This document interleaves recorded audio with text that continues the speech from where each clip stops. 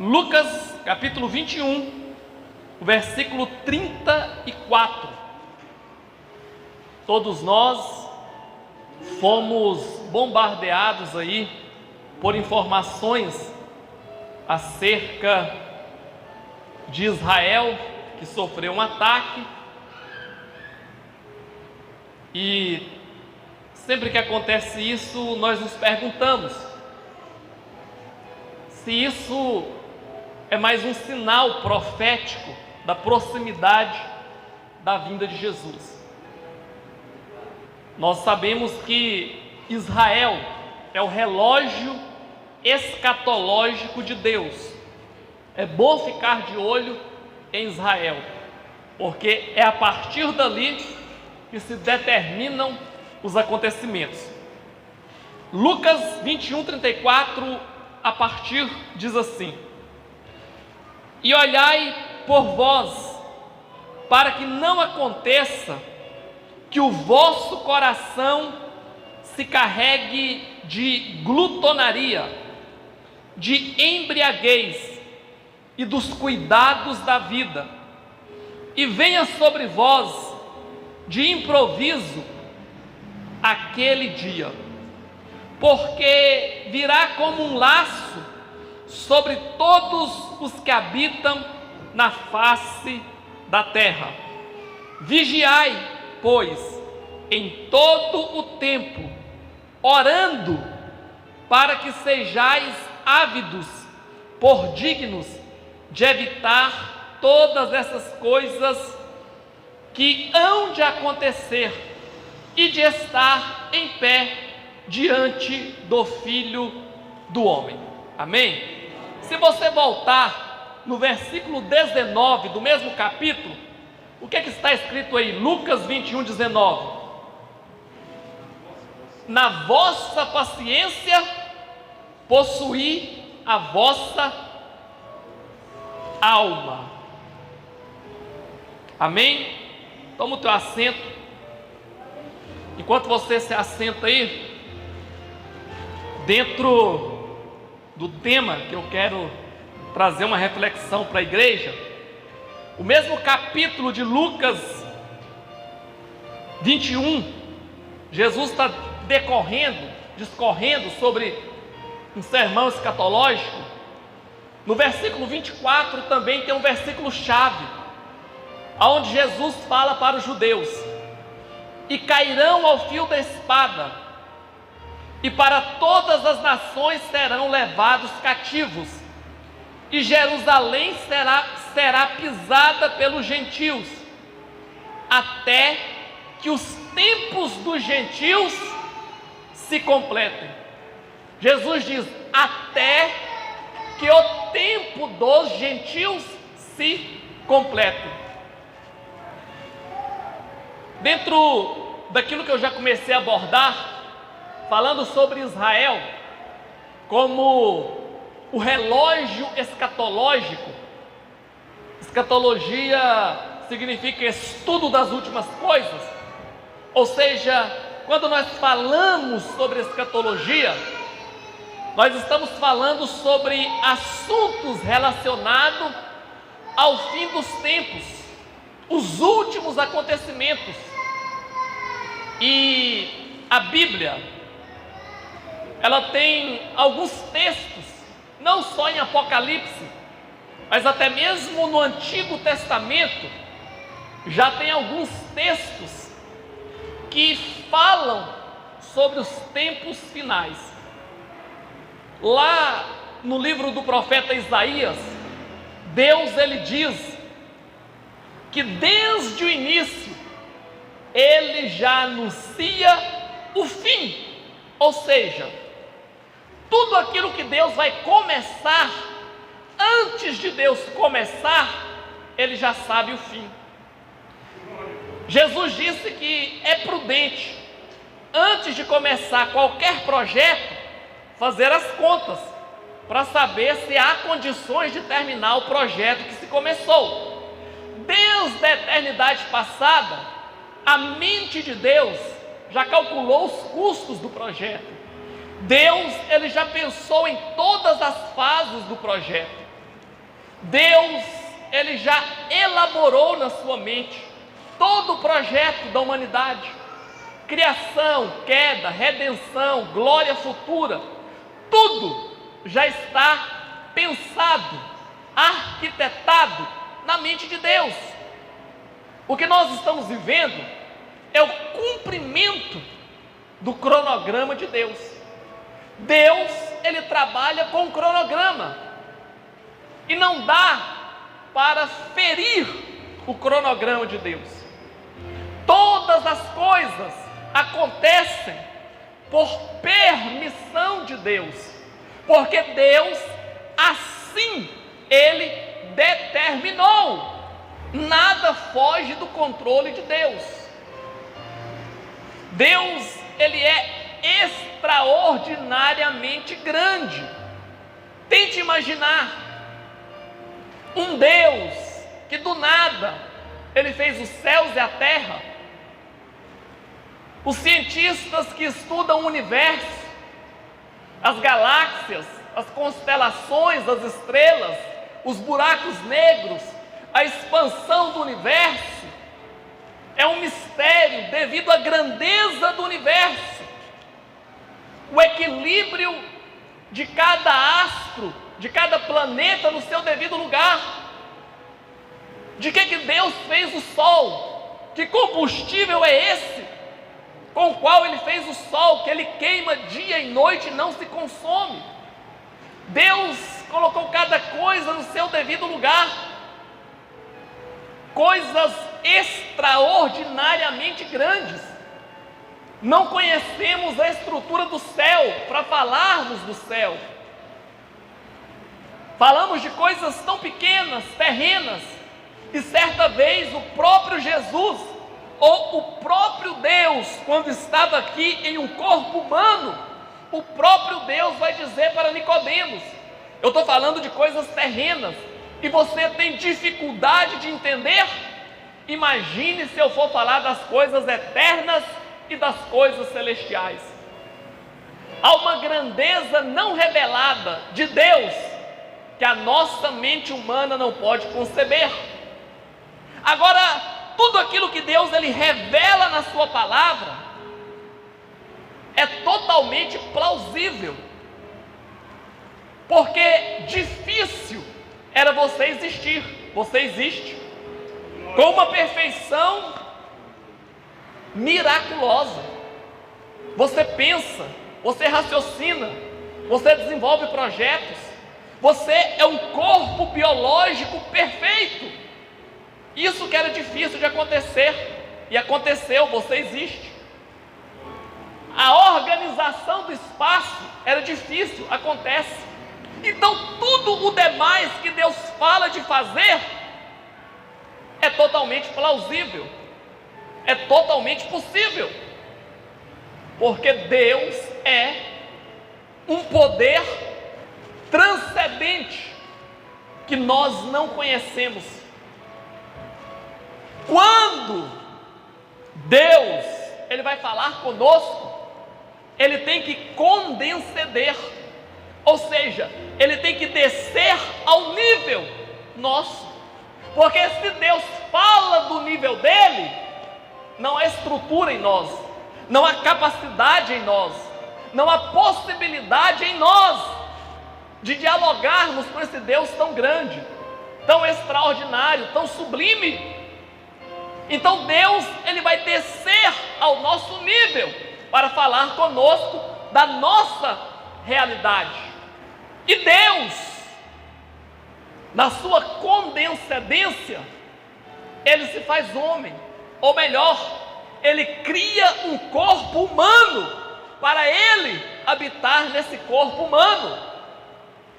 Então, tente imaginar, parece até que Deus Ele está brincando, porque tão grande é esse Deus. Ele cria os seres angelicais. Uma parte dos anjos se rebelam contra Deus. Deus cria a humanidade, o ser humano. Há uma rebelião na terra, causada também por influência dos seres angelicais caídos. E agora a humanidade se desenvolve caída em pecado, a humanidade se volta contra o seu Criador, que é esse Deus tão grande. Imagine uma coisa: quando houve a tentativa da construção da Torre de Babel, Deus disse assim: vamos ter que confundir a língua dos homens, porque de agora em diante não haverá limites para o homem, e tudo que ele intentar fazer, ele vai fazer. Com essa capacidade que Deus deu, o homem se levanta contra Deus, e o homem desafia Deus. Agora, por que eu digo que parece até uma brincadeira? Porque ninguém pode contender com Deus. Até mesmo Satanás, para ele continuar existindo, ele depende de Deus. É Deus quem sustenta todas as coisas, sejam físicas ou seja espiritual, seja visível ou invisível. Até os demônios, para existirem, é Deus quem sustenta com o seu poder. Nada, absolutamente nada pode existir fora de Deus. Aleluia. Agora, como contender com Deus? Mas aí, olha o que Deus faz. Ele olha para a humanidade caída, e o próprio Deus, ele decide, por um projeto já elaborado por ele, descer ao nível do homem. Deus faz um corpo humano no ventre da virgem, e o próprio Deus vai habitar nesse corpo humano. E nós cantamos acerca deste Deus, que ele atende pelo nome de Jesus, Emanuel, o Nazareno, o nosso Messias, o nosso Redentor, Jesus, lá da Galileia, lá de Nazaré. Como que você vai olhar para Jesus totalmente desprovido de glória? Isaías 53, o profeta diz: olhando para ele, não havia beleza, não havia formosura, ele era desprezado pelos homens, porque Deus, ele se escondeu em um corpo humano. E as pessoas olhavam para Jesus e não enxergavam que ali estava o próprio Deus que fez o universo, o próprio Deus que sustenta todas as coisas com o seu poder, o próprio Deus que conhece o fim desde o início, o próprio Deus que até os inimigos dependem dele para a existência. Deus estava em Cristo Jesus, e os homens não viram nele essa grandeza, essa glória, porque, como diz Paulo na carta aos Filipenses, ele esvaziou-se de si mesmo, ele não teve por usurpação ser igual a Deus. Jesus não veio como Deus em glória e beleza e poder e triunfo, mas ele se despiu de tudo isso, e ele veio na forma mais humilde que poderia. E agora os homens olham para Jesus e não há atrativos nele.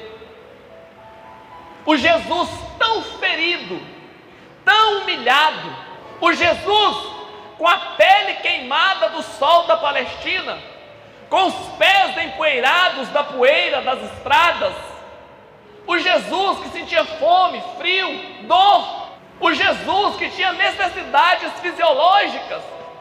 Era difícil enxergar nele o Deus forte do Antigo Testamento, o Deus que, quando se manifestava no monte, o monte fumegava e tremia, porque Deus descia com a sua glória naquele monte.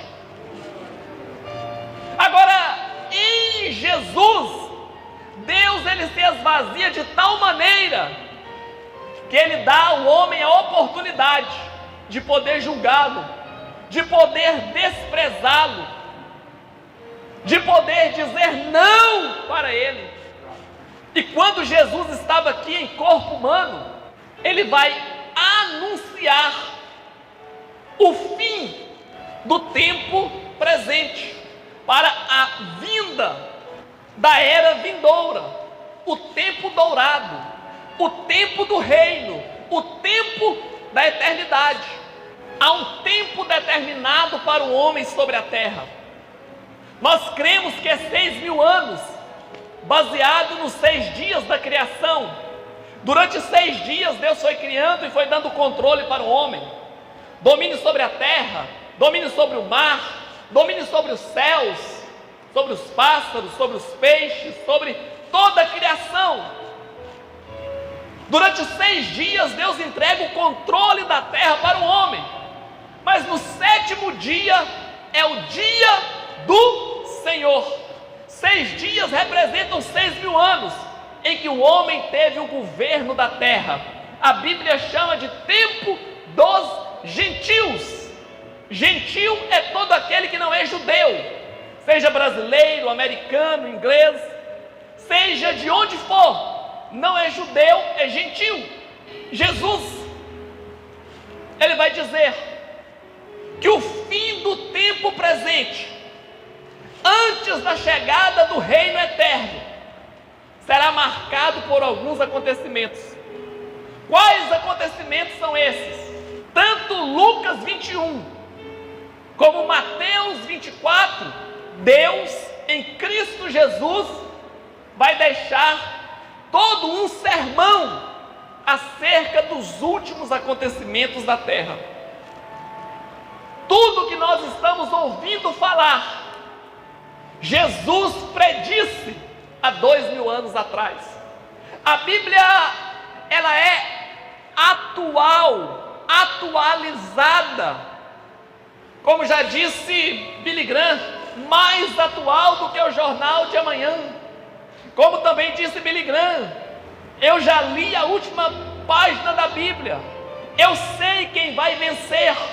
Eu sei que vai terminar tudo bem. Tem luta, tem tribulação, tem angústia, tem, mas vai terminar tudo bem. Como Jesus disse, na vossa paciência possuí a vossa alma. Tenha paciência, porque este agora é o tempo dos gentios, é o tempo de Satanás. Deus assim determinou. Quando foram prender Jesus, Ele não reagiu e não permitiu que os seus seguidores reagissem, porque Ele disse: esse é o tempo deles, é o tempo das trevas, é o tempo deles. Salmo 73, se você ler o Salmo 73, vai falar da prosperidade do ímpio, das facilidades do ímpio, que não teme a Deus, que não guarda o seu coração, que não respeita as leis, os mandamentos, que fazem negócios de forma fraudulenta, que enriquecem, que controlam o mundo, mas o final deles é terrível. Mas esse é o tempo deles. E Jesus deixou muito claro tudo aquilo que aconteceria. Sermão escatológico, Lucas 21, Mateus 24, muitos acontecimentos marcará o final da presente era.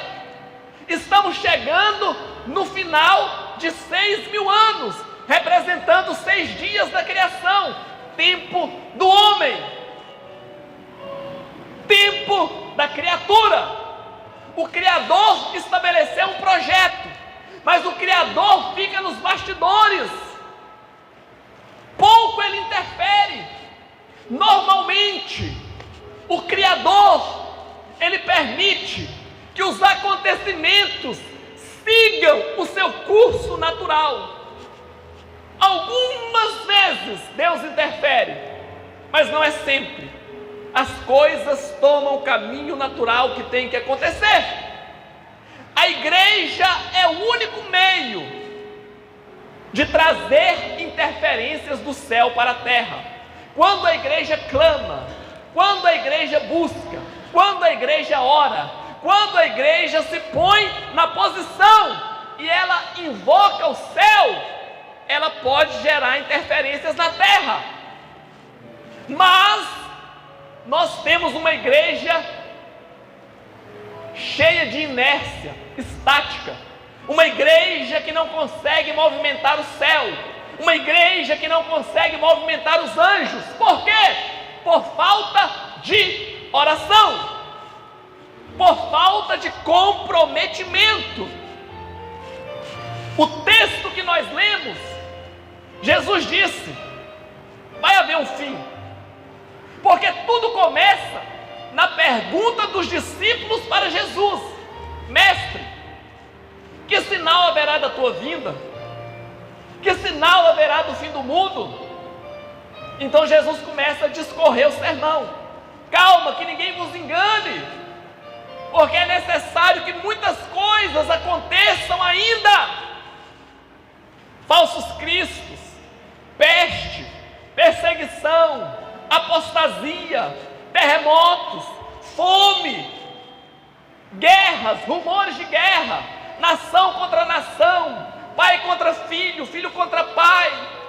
Jesus ele narra todo um contexto de acontecimentos que precederiam o fim, porque os discípulos eles chegam em Jesus achando que Jesus restauraria o reino a Israel naqueles dias, e eles mostram para Jesus a estrutura do templo.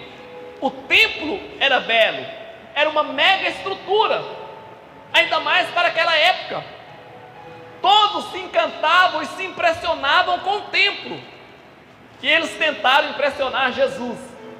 Agora eu pergunto para vocês: o Deus que fez o universo do nada, o Deus que eu já citei no início, o que ele fez com o seu poder, ele se impressionaria com algumas pedras de mármore cortada e encaixada uma sobre a outra para a formação de um templo feito de pedras? Porque quando o sol batia naquele mármore, ele brilhava e refletia, e era uma construção imponente para os dias. Mas impressionar Deus com isso, Jesus vai dizer: a estrutura humana, o que o homem fez, o que o homem construiu, não será aproveitado por Deus no seu projeto. Jesus ele está descartando a estrutura da religião, ele está descartando as construções que o homem faz, e ele está dizendo: o projeto é outro.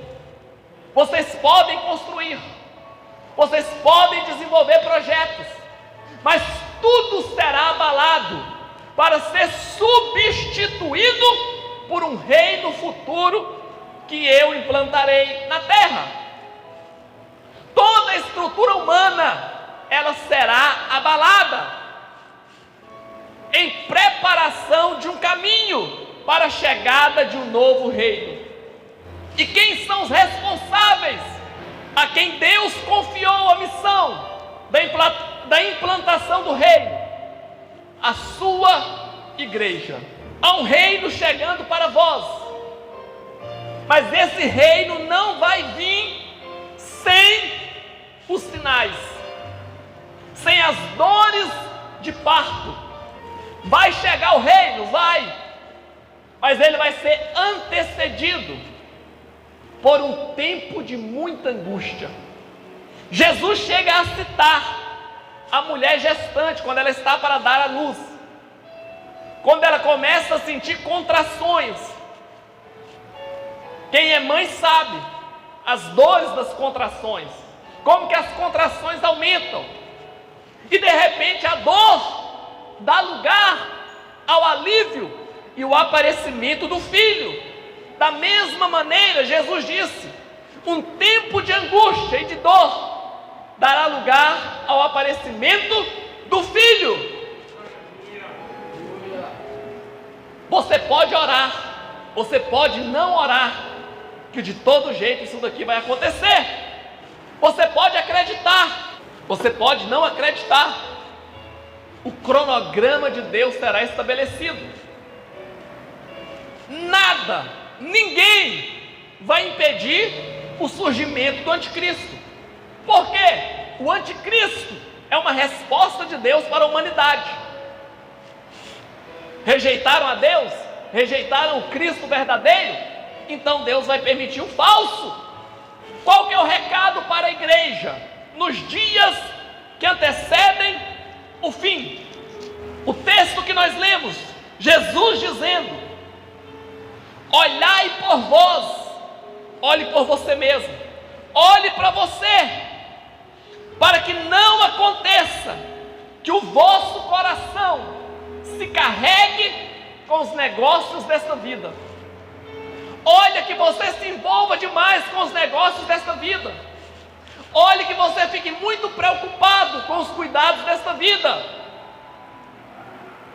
E você fique tão distraído com as coisas desta vida, e você seja pego de surpresa.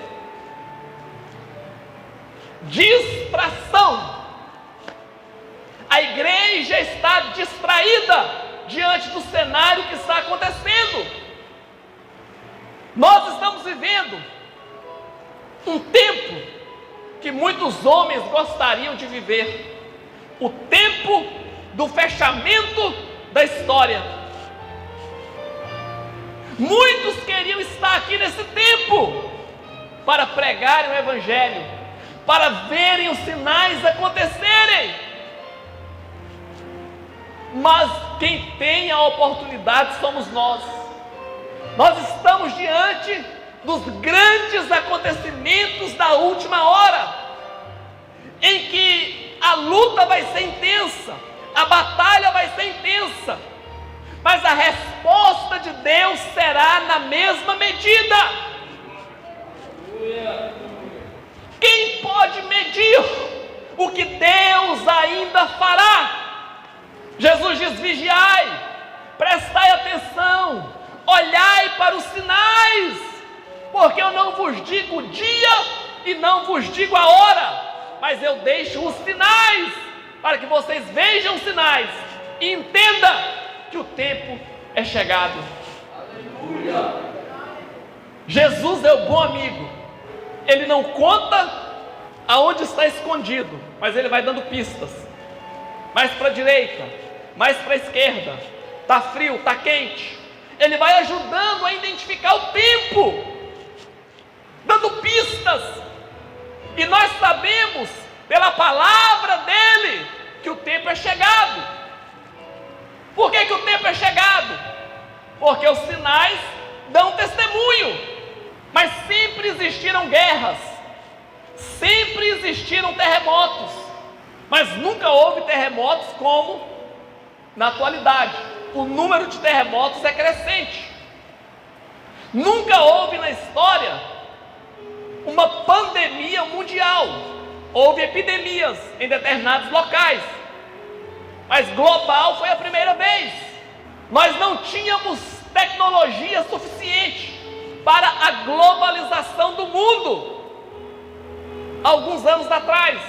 Hoje a tecnologia já dá suporte para uma globalização sem fronteiras. Tudo isso é necessário para a vinda de Jesus. Você imagine que alguns homens pregando o Evangelho há 200 anos atrás, não havia nem rádio, nem televisão, nem satélite, nem meio de comunicação. E alguém pregava sobre as duas testemunhas de Apocalipse, e lá estava escrito, ou está escrito, que elas seriam mortas na praça, e que todos os povos e nações veriam ao mesmo tempo seus corpos estirados na praça. Aí alguém poderia dizer, há 200 anos atrás, isso é improvável, a Bíblia é impossível de se cumprir. Como que todo mundo vai ver ao mesmo tempo? Hoje é fácil entender. Tem televisão, tem mídias sociais, tem foto. tem vídeo. O mundo todo verá e compartilhará das imagens. E a Bíblia já predisse isso há 2000 anos atrás. Sempre houve guerras, mas o cenário não estava preparado para o cumprimento da promessa da volta de Jesus para buscar a sua igreja. Por quê? Era necessário que Israel voltasse para a sua terra. Eu li o versículo 24 de Lucas 21, aonde Jesus profetizou: e cairão ao fio da espada, e para todas as nações serão levados cativos, e Jerusalém será pisada pelos gentios, até que os tempos dos gentios se completem. Jesus falou que os judeus seriam levados para as nações por um tempo, e depois eles voltariam para cumprir a profecia. Até 1948, a profecia não podia se cumprir da vinda de Jesus, porque os judeus ainda não estavam na sua terra. Eles voltaram em 1948, 14 de maio. E você pode ver, você pode contemplar o cuidado de Deus com a profecia. Humanamente falando, é impossível que um povo fosse espalhado pela terra e eles conseguissem manter a sua cultura, a sua tradição, a sua fé e a sua pureza racial.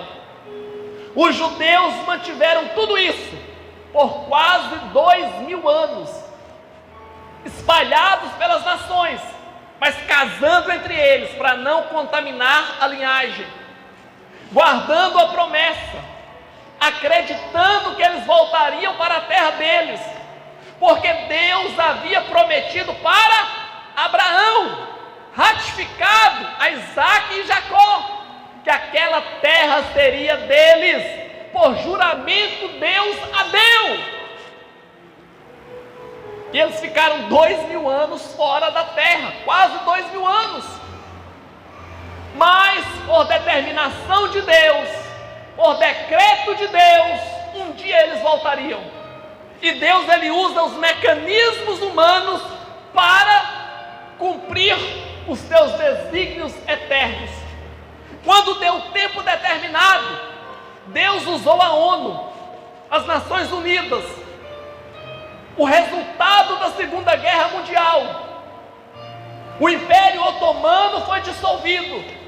A Inglaterra toma conta daquela terra, daquelas penínsulas.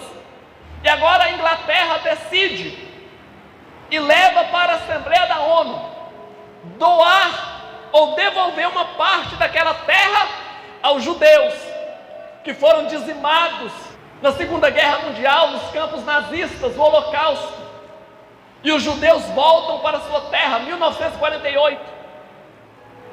Já havia alguns ali, mas ilegalmente naquele território. Assim que eles chegaram no primeiro ano, nos primeiros dias, eles não tinham estrutura nenhuma. Várias nações árabes atacaram Israel ao mesmo tempo.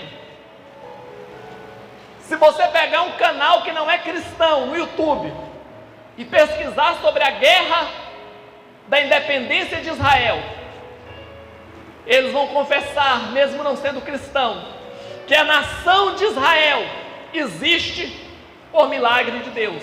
Porque como que uma nação recém-formada conseguiu vencer 7 nações já estabelecidas ao mesmo tempo? Só por interferência e por milagre de Deus. Depois, se você pesquisar a Guerra dos 6 Dias, 1976, 7 nações árabes atacam Israel ao mesmo tempo. Um número 10 vezes maior de soldados, o número de blindados, de aviões, de armas, E eles atacam Israel, 7 nações ao mesmo tempo, cada um vem de um lado, e atacam Israel ao mesmo tempo. Em 6 dias, Israel vence a guerra, e no 7º eles descansam. Novamente, só por interferência de Deus, eles conseguiram vencer aquela guerra. 1976, 48, 67 e 76. 76 tem a guerra do Yom Kippur. No dia do Yom Kippur, que é o dia do perdão, os judeus, eles não varrem casa, eles não fazem comida, eles ficam totalmente em descanso. Não pode nem pentear o cabelo, porque é um dia totalmente de descanso no calendário festivo de Israel. Israel estava descansando, despreocupado, e foram atacados novamente por toda a junção árabe dos países à sua volta. Dessa vez, os países árabes se organizaram melhor, levaram um grande contingente de soldados.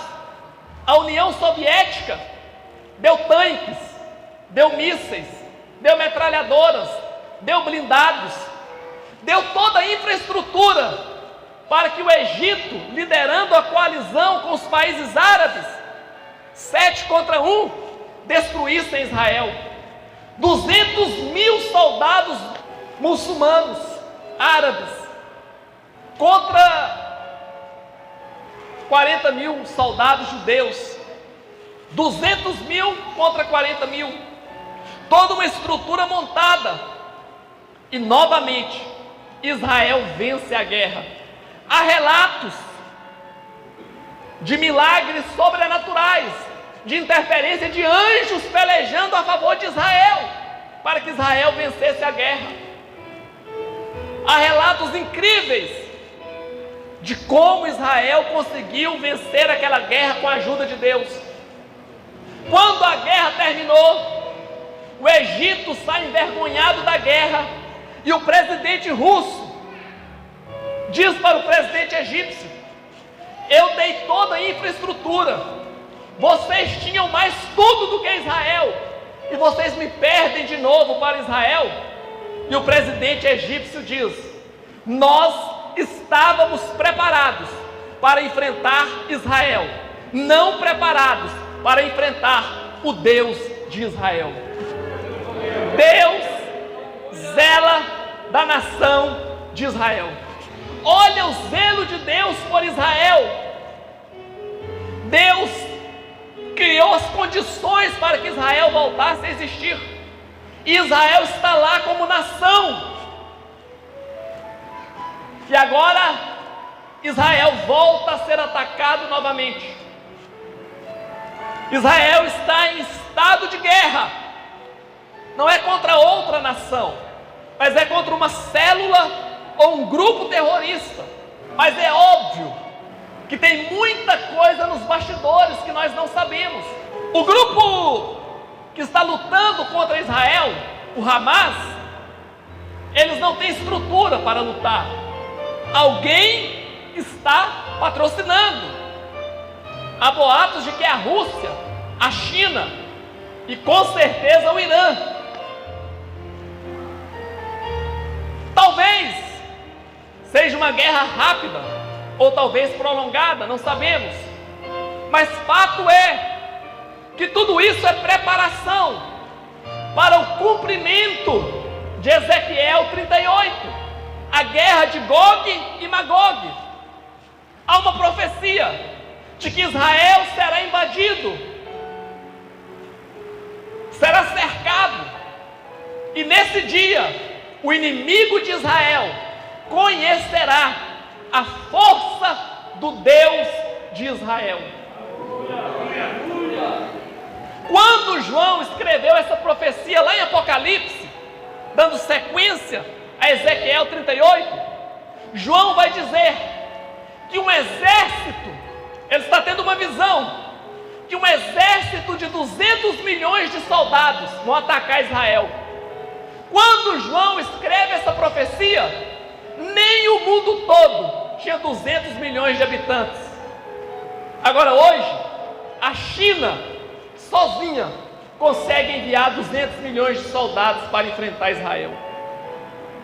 Se Deus não interferir, Israel será destruído. Mas a questão é, há uma promessa de Deus sobre Israel. Há uma promessa de Deus sobre Israel. Aleluia! Promessa de Deus não fica velha. Promessa de Deus não se perde com o tempo.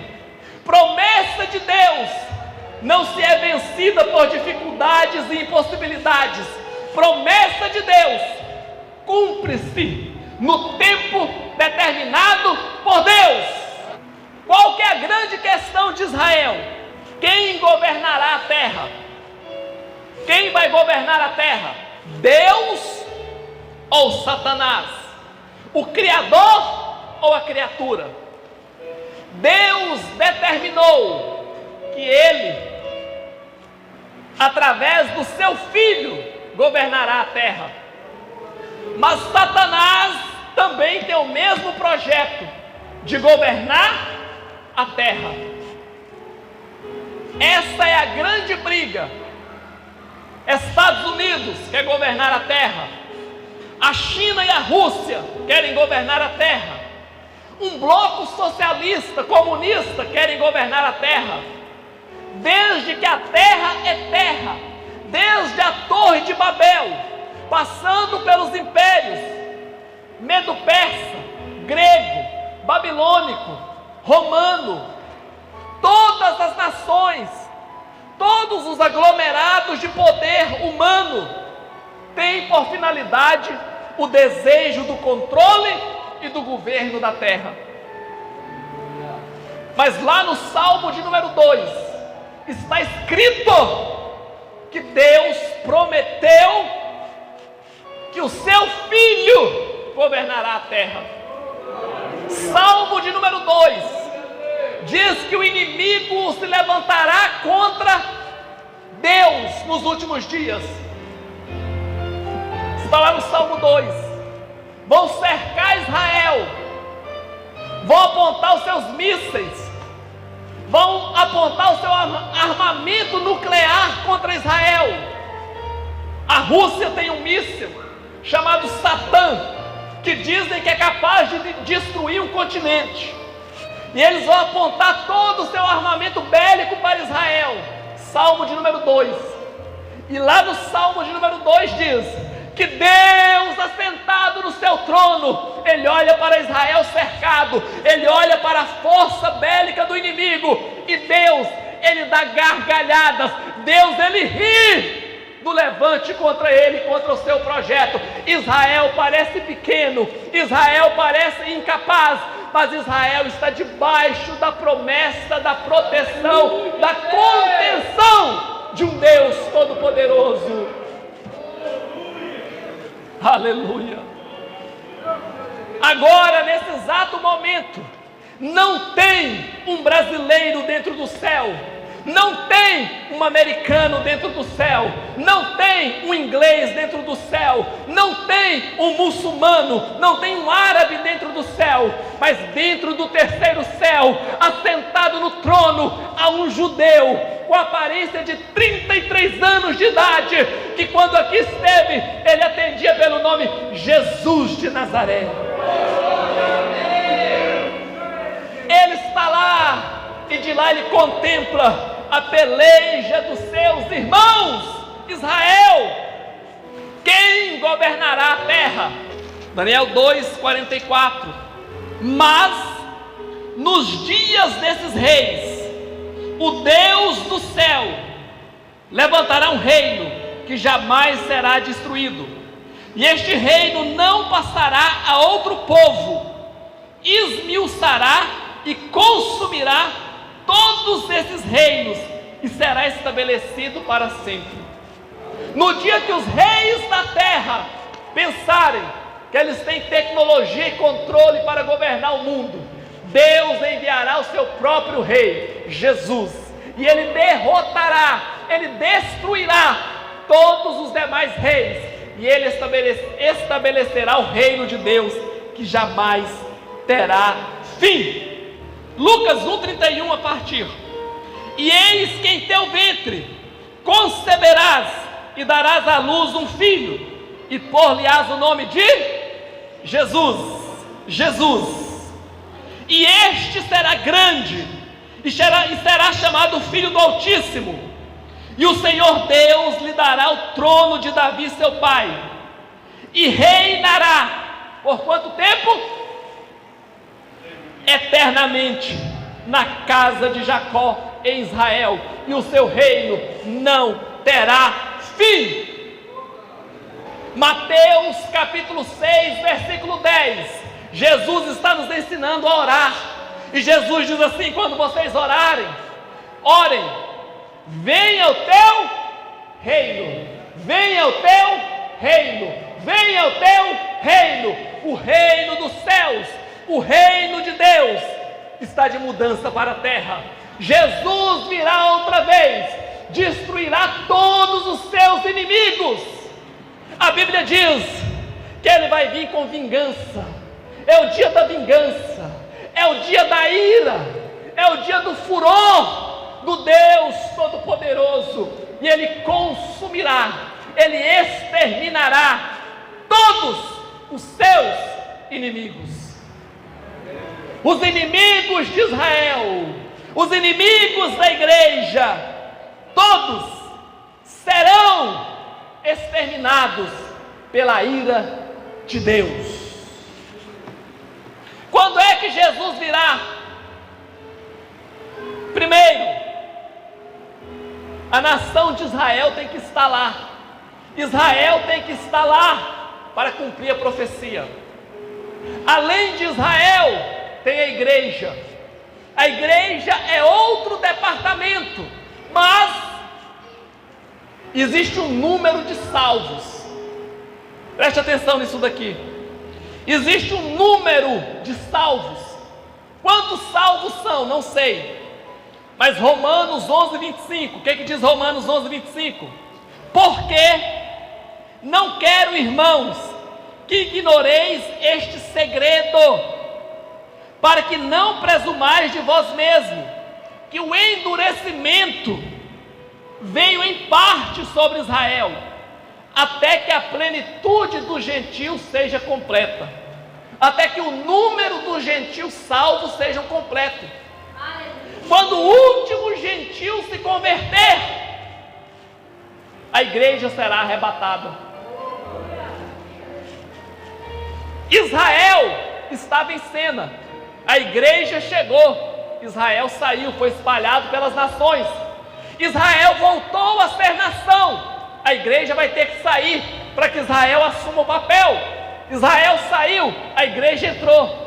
A igreja sai no arrebatamento, Israel entra de novo no cenário profético. Quando a igreja for arrebatada e a igreja estiver com Cristo nas bodas do Cordeiro, Israel vai ser cercado em uma outra guerra. Essa guerra contra o Hamas é fichinha para Israel. Não tem tecnologia, não tem estrutura, não tem comando, não tem estratégia para lutar contra Israel. Mas haverá uma batalha em que Israel vai estar cercado. E Israel vai perceber que eles não podem vencer a guerra. Então se cumprirá uma outra profecia de Jesus. Mateus 23:39. Jesus falando para Israel: porque eu vos digo que desde agora me não vereis mais. Vocês não vão me ver mais, Israel, até que digais: bendito o que vem em nome do Senhor. Israel vai estar cercado pelo inimigo, mas a Bíblia diz que serão várias nações. O anticristo colocará todos os exércitos confederados cercando Israel. Hoje são 193 países consignatários da ONU. Imagine só, o anticristo na cadeira, governando as nações através da ONU, Satanás lutando pelo governo da terra. Ele só precisa destruir Israel. Destruindo Israel, a igreja não está aqui, ela está nas bodas do Cordeiro. Destruiu Israel. O que Deus vem fazer na terra? A terra tem que ficar para Satanás. Então Satanás precisa destruir Israel.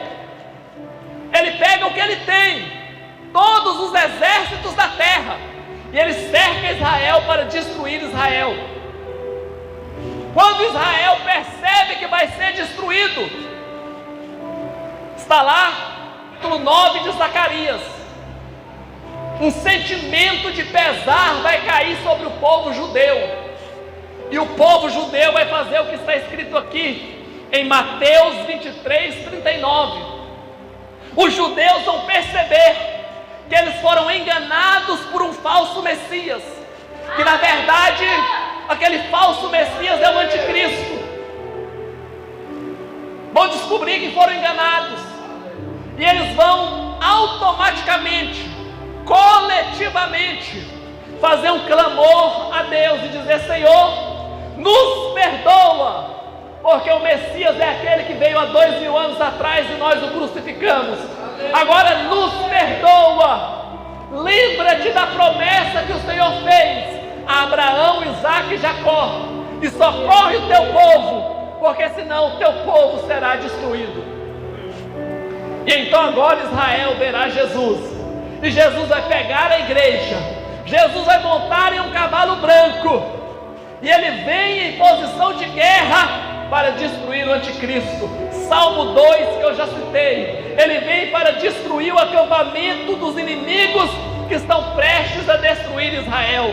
A batalha de Meguido, a batalha do Armagedon, o vale de Jezrael, aonde a carnificina será tremenda, porque Deus em Cristo Jesus destruirá o anticristo, matará todos os inimigos, salvará Israel e estabelecerá o seu reino sobre a terra. A igreja veio com ele, a igreja reinará com ele. Aleluia. Israel não pode ser destruído, porque é Israel que vai clamar a ele para que ele venha. Quando Jesus veio há 2000 anos atrás, os fariseus e os anciãos se reuniram e rejeitaram Jesus. Ele não pôde reinar. Agora os anciãos, a liderança de Israel vai se reunir e vai dizer: nós te aceitamos, Messias Jesus, porque tu és o verdadeiro Filho de Deus, tu és o verdadeiro Salvador, nós te aceitamos. Então a legalidade será dada, a porta será aberta, e Jesus virá com poder e grande glória para assumir o trono do governo. Oh, aleluia, porque um judeu vai vir, um judeu virá, um judeu assumirá o trono, um judeu é Deus em um corpo físico.